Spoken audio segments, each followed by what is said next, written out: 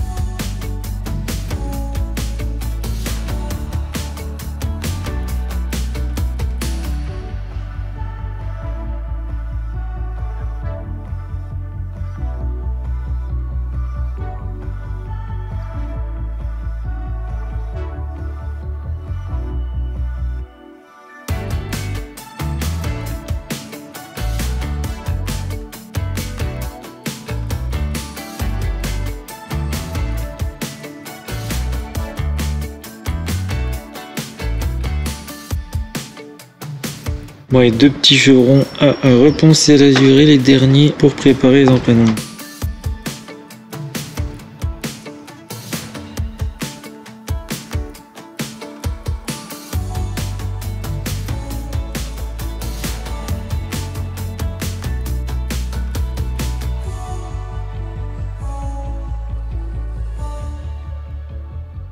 Donc là on va mettre notre frisette où on a mis nos empanons et où il y a déjà actuellement les chevrons. Donc là on est en train de tracer un petit peu où va arriver notre débord de toit. On est à peu près à 25 cm de notre sablière ici, donc on va tracer ça au cordex sur toute la longueur et puis comme ça on aura notre point de départ pour commencer la frisette et arriver à peu près parallèle en haut comme on a fait de l'autre côté du pan.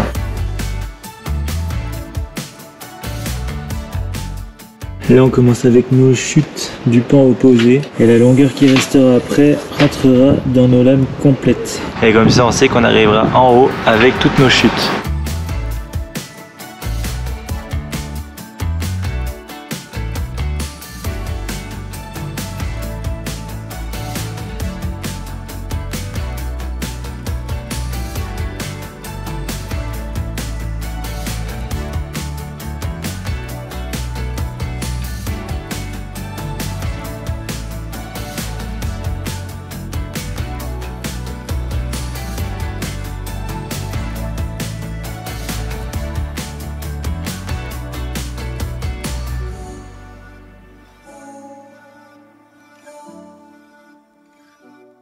Bon bah voilà, on va redonner un petit coup de cordex sur les chevrons ici qu'on n'avait pas encore tracé et puis on va remonter tout doucement en prenant l'angle de notre arrêtier à la fosse équerre et en reportant sur nos lames pour qu'elles correspondent à merveille.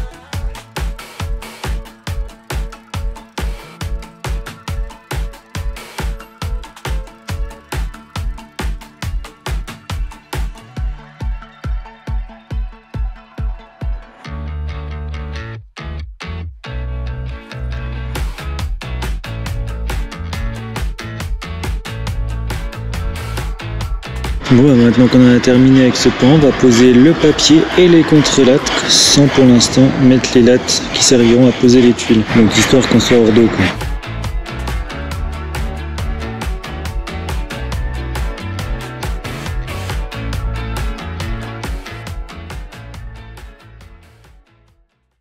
On va maintenant s'attaquer à ce pan là, donc on va placer nos empanons et puis après on passera à l'étape de la frisette et ensuite on mettra hors d'eau avec notre papier et nos contre-lattes. L'objectif c'est de finir ça dans les 2 jours, les 2 pans ici. Il reste encore tous les empanons à tailler là-bas et après on est impeccable, plus qu'à installer.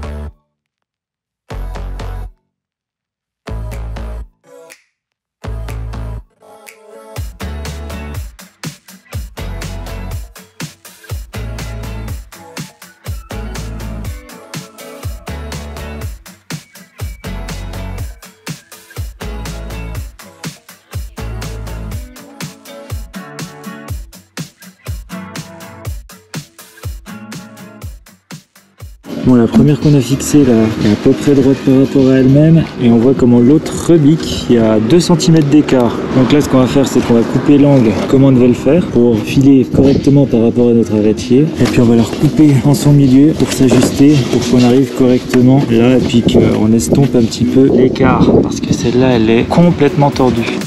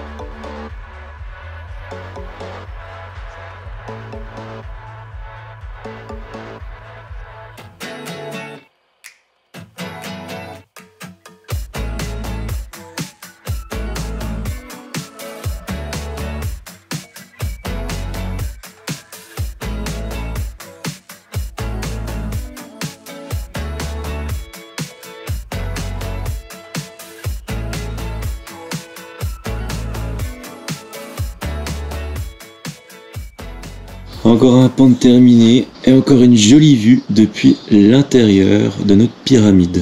Donc suite logique, maintenant ça va être la pose de notre papier sous toiture pour assurer l'étanchéité comme on a pu le faire sur notre pan de gauche. Ici on va juste mettre les contre-lattes verticales par rapport à notre toit. Le but c'est vraiment que ce soit hors d'eau le plus rapidement possible pour qu'on ait plus de contraintes par rapport à ça et que notre frisette elle prenne pas trop cher dans le temps. Donc là on se met dans la continuité de notre chevron et de nos clous. Les petites marques repères pour voir où on mettra notre bout de lito pour tenir notre papier.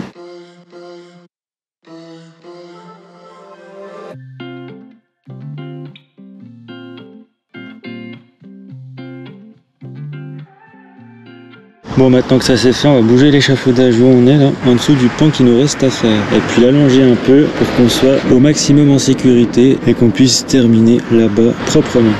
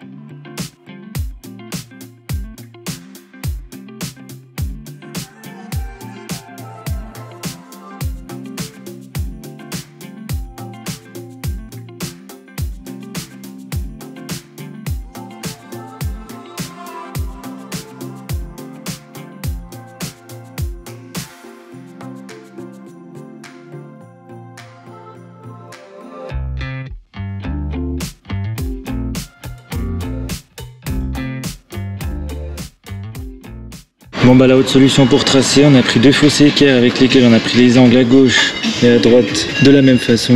On reprend notre côte du haut de notre planche ici jusqu'à là-bas et puis on trace directement en bas, on coupe et on monte la lame. Ce qui nous évite de la présenter, de la monter pour la redescendre.